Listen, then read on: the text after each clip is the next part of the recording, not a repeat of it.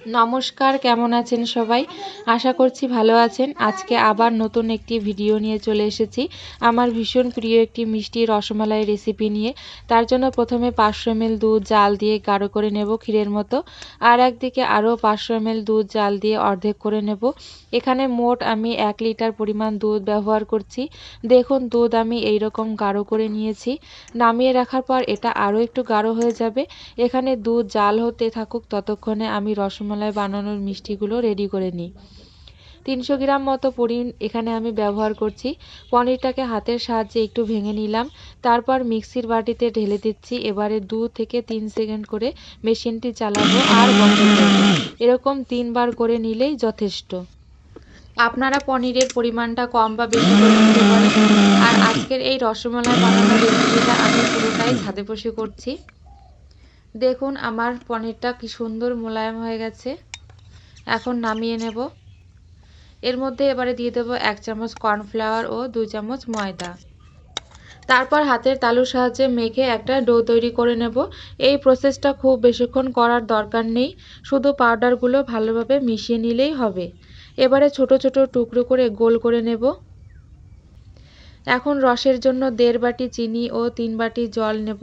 রস গাঢ় বানানোর দরকার নেই, একটু ফুটিয়ে নিলেই হবে। তারপর 2টো এলাচ দিয়ে দিচ্ছি যাতে গন্ধটা ভালো আসে।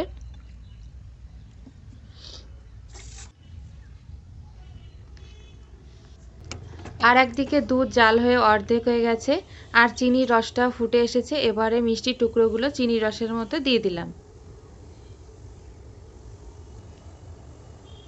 মিষ্টিগুলো দেওয়ার সঙ্গে সঙ্গে কি সুন্দর ভেসে উঠেছে। 2-3 মিনিট পর গিয়ে মিষ্টিগুলো আমি আলতোভাবে একটু নাড়িয়ে নেব। আর একদিকে একটু গরম জল বসালাম, কারণ মিষ্টি জাল হওয়ার সময় রস শুকিয়ে আসলে এই গরম জলটা যাতে ব্যবহার করতে পারি। এই মিষ্টিটা পরিমাণে অল্প, তাই 15 মিনিট জাল দিয়ে নিলেই যথেষ্ট। মাঝে মাঝে একটু গরম জল ব্যবহার করছি। এবারে যে দুধটা জাল দিয়ে অর্ধেক করে নিয়েছিলাম তাতে কাজু ও কাঠবাদাম গ্রেট করে দিয়ে দিলাম। মিষ্টি ঠান্ডা হয়ে গেছে। এবারে রস নিয়ে দুধের মধ্যে দিয়ে 2 ঘন্টা রেস্টে রাখবো, যাতে দুধের রসটা ভালোভাবে টেনে নেয়। এবারে প্লেটে সাজিয়ে নিলাম। প্রথমে দুধের যে ক্ষীর বানিয়ে নিয়েছিলাম তা দিয়ে, আপনারা চাইলে কেশর দিয়ে নিতে পারেন। আপনারাও এভাবে বানান আর সকলে মিলে এনজয় করুন। দেখবেন মনের মধ্যে আলাদাই একটা আনন্দ আসবে।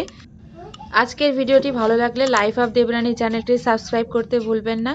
লাইক, কমেন্ট, শেয়ার অবশ্যই করবেন। নমস্কার।